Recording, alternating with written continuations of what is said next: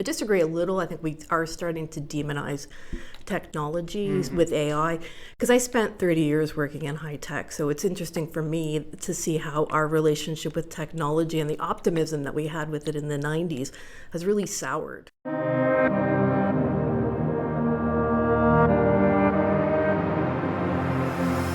Welcome to the OSA Fine Arts Diploma podcast. We are recording at the Alba School of Art in May 2026 during graduation season. I'm Adrian Gore, Diploma Coordinator of the Fine Arts Diploma program, a 3-year vocational program focused on preparing emerging artists within the Canadian cultural context. Today I'm speaking with Sharon Chisholm, who is graduating this year. Hi Sharon.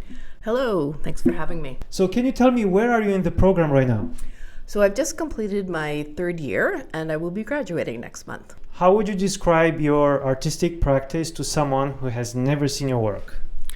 Well, I love a strong narrative. This is a common thread across all the mediums I work in. I do tend to love every medium I try, but at the moment I'm mostly focused on doing painting, sculpture, and some photography and digital art. The narratives I choose are sometimes a complex one borrowed from literature or my own life, but other times it's just the way the figure holds themselves that tells the story. I also like to borrow from art history to leverage the symbolism to help communicate my ideas or just to elevate my own narratives. For the grad show, I've more sampled across my work. I have 3 paintings, 2 ceramic sculptures of figures, and in the vitrines I have 3 bird-related works, unintentionally bird-related, so they kind of coordinate a bit, and those are photography and digital arts. Can you describe one work for listeners? All right, the largest painting I have in the show is called Mum by the Sea. The title is a reference to Monk by the Sea by Caspar David Friedrich, the famous romantic painter. It's one of the inspirations for the work. I love the colors and how moody it is. The other inspiration was a small sculpture that I did of my mother last fall, where she is standing strong and determined, wearing a large backpack. She looks like she can take on the world in spite of now being in her early 80s. I think both pieces capture her strength, while the painting answers the questions left open by the sculpture, mainly where is she and what is she looking at. In the painting, we can see she's on a beach looking out to the sea on a less than sunny day, or you could say a storm is coming in. The sea for Friedrich was probably the Baltic Sea, but in my painting, I imagine it's the Atlantic Ocean in my native Nova Scotia. Interesting that you are inspired by the Romantics, who approached nature in a way that kind of comments on the way we destroy nature today, because that's what their intention. Their intention was to find a sense of spirituality into the primordial energies of nature that are untouched by industrialization and so forth. Did you have this kind of approach in mind as well? I'm just really curious to see how a painting that was made directly in response to how humans related to nature during the beginning of industrial times, but right now we are in a different context where, well, you could say we are looking differently at technology. Like, we are not demonizing necessarily technology, but we kind of find a way of salvation in technology to save our relationship to nature, to have a healthier relationship with it. How do you think all this fits into your approach to your painting? Yeah, I think for this particular work, I was not necessarily looking at those aspects of the relationship with nature, and I would disagree a little. I think we are starting to demonize technologies with AI, because I spent 30 years working in high tech, so it's interesting for me to see how our relationship with technology and the optimism that we had with it in the 90s has really soured in the 2020s that we now are in. So it would be interesting to do a new series that explores this. But in this case, I was using nature kind of more as a metaphor for adversary that is coming coming my mom's way in this painting, and she's standing strong. So things she's faced in the past and overcome, as well as things that she's prepared. She doesn't know what's coming per se, but she's strong and she's going to handle it. And, she's independent and strong. And that's more what the nature in this painting for me represents. Can you talk about your approach to materials? Yeah, so I am drawn to more traditional materials, oil painting and ceramic figures. And I just think just like there's a lot you can get when you go back to art history to learn about what they did to represent themes, there's a lot you can do with their techniques. And I like to kind of have that dialogue with history that when you're working in the same medium, makes it easy. And I think it makes it easier to highlight the differences.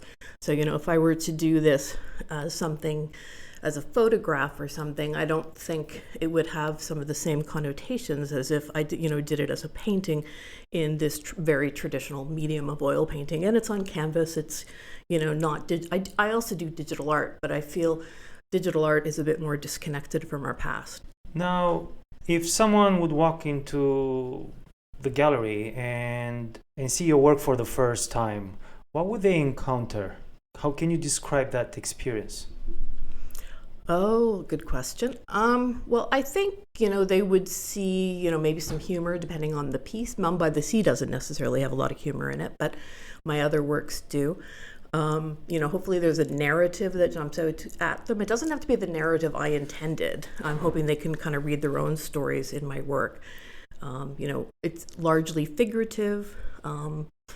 So that they would be able to see those stories. And, sometimes, I have a companion sculpture to Mum by the Sea. So in my shows, I try to have the various pieces relating to each other to try to tell a more complete story than just, individual standalone pieces. So hopefully, they'd be able to kind of walk from piece to piece and get those connections and fill in this more complete narrative. So you are compensating oil paintings with sculptures, Yeah, although mixed media people often I think of it when it's in one piece. So this is more like this is an oil painting and it's just an oil painting, and this is a ceramic sculpture. Although sometimes I will finish the ceramic sculptures with watercolor crayons or something like that. So there's, I guess, a little bit of mixed media happening there, but I tend to so far be fairly pure on my oil painting side.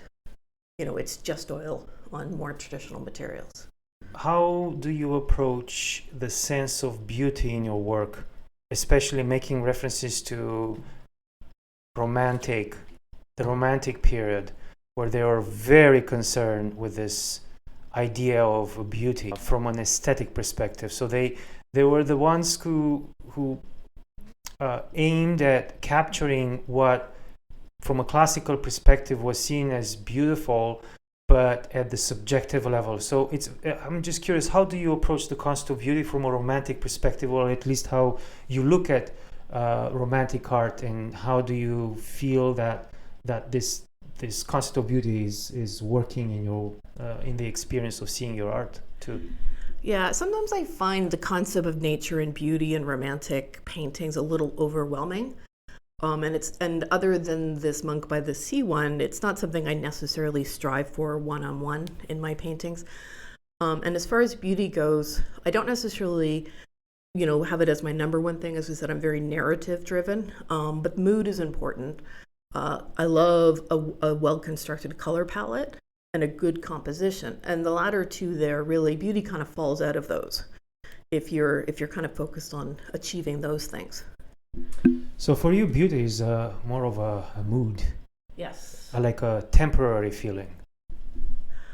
Yeah, a temporary feeling. You get, an eeriness perhaps. I'm not looking to unsettle the viewers. I think life is unsettling enough. But, some mild feelings that might not stay with them forever. But then they can revisit it later and perhaps get another feeling off of it. I understand romantic period is a strong influence on you, but are there more, like for instance, films or something else that really inspires you right now? Yeah, well, Douglas Adams, who's a famous science fiction author, he's influenced a couple of my works, including one that's going to be in the grad show. But also, Cozy Murders is something I'm obsessing about right now and will be one of the subjects in my solo show. The idea of being distracted from the real world by things like Cozy Murders. So, whether those are from books or TV shows, that's a big influence on me at the moment.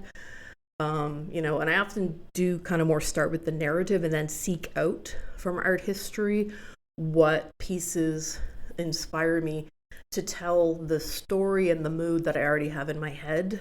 So I'll, do that. I might look at like 100 pieces of art and then, get a better idea as I'm doing that as to what I want to do. And then I'll combine that with my own source material and do editing either in Procreate or in my head to kind of create this new painting. So you first sketch your ideas on computer and then you move into the more traditional media like oil or like paintings on canvas?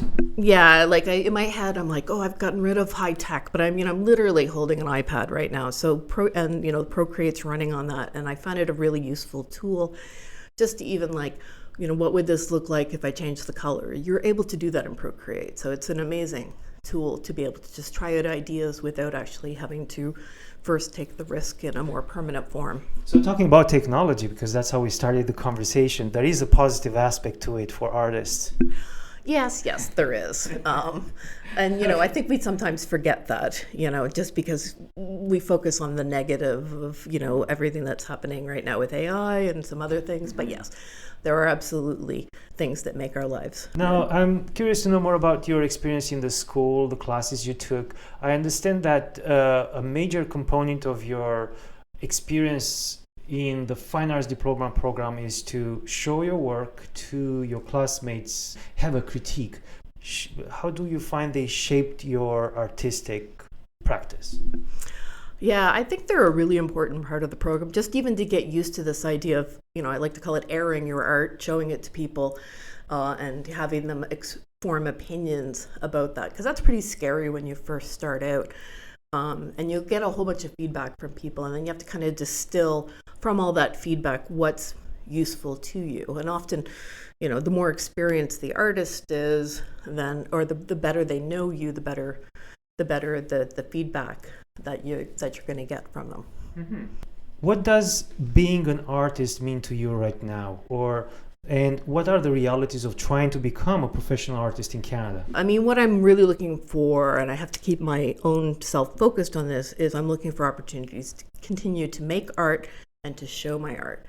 To sort of get these external definitions of success, or if you need the funding, that's a pretty challenging process right now. It's a lot of applying and, so create some work, apply for something, create some work, apply for something. And, I'm just starting out on that journey, but, trying not to get discouraged from any rejections and just kind of keep going. Like, are you planning to sell your work, to make a living out of selling your paintings?